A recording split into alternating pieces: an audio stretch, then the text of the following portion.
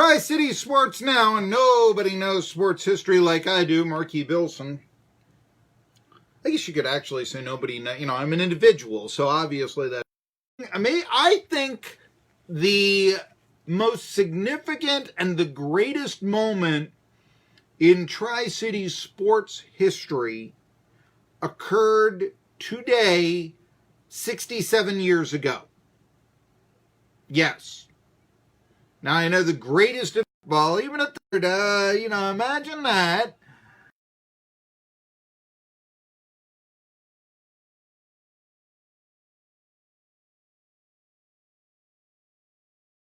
I think it was 130 odd were at Bristol. And, there's something to be said for that, because I know college football historically, they do things like they count in the attendance count the band, the media, the players, and even it has been said the plumbers watching the game at home who are on call.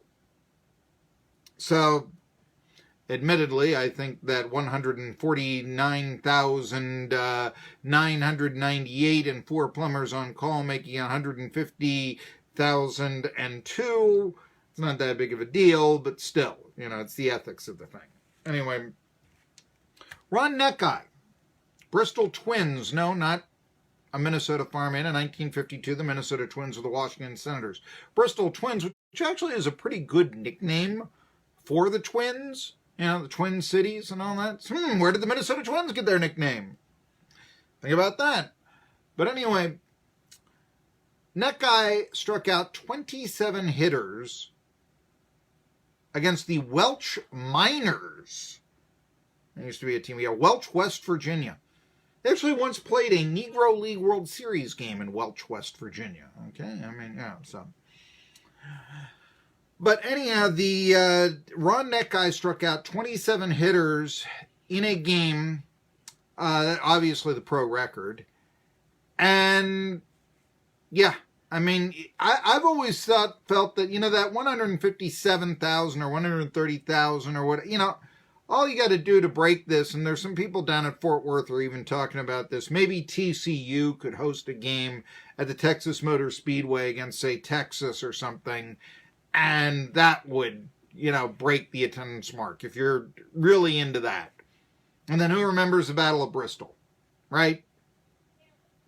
Who remembers that?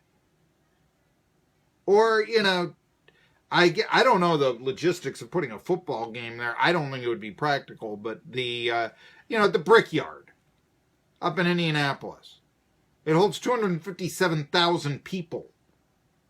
So the Indianapolis 500 is going to be better attended than, college football game at Bristol. Or at least it used to be. Anyway, 67 years ago today, Ron Necciai, then 19. So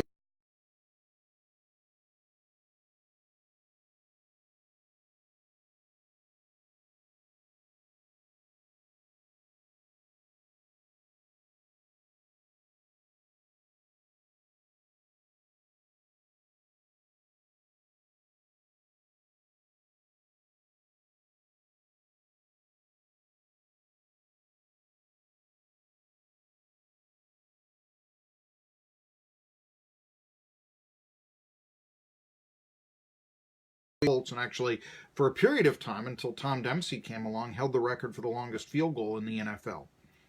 A whopping 56 yards. Athletes are bigger and stronger today, plus they play in Denver. So. Anyway, that was in the Colts' first NFL game, or at least the incarnation of the Colts that we know now. There was a 1950 Baltimore Colts team that wasn't very good. First Colts team that wore blue and white. That was Rencheshire, anyway. And anyway, so 67 years ago today, Ron Necciai with the, and I asked why, if you want to know why you would have known Rencheshire. Rencheshire was from Rostraver, PA, which is right above Monongahela, PA. In fact, and this comes from being a former sports writer of the Pittsburgh Post-Gazette, so I know these things. Basically, if you went to Rostraver High School back in Recichar's era, or I assume that's where I'd have to check it out, but Necciai went to high school. But anyway, if you were there, now you go to Ringgold, which is where Joe Montana went to high school, and Scott Solak. So, 67 years ago today, Ron Necciai striking out 27 Welch Miners, the pro record, and I think the greatest moment in Tri-City sports history. How are you going to break 27 strikeouts? Think about this. They don't even allow starting pitchers to face 27 hitters these days. Well, he has 81 pitches. Also, to be honest with you, as long as they pay their women's basketball coach a third of what Gino Auriemma is making, what message do you think that sends to Westbrook?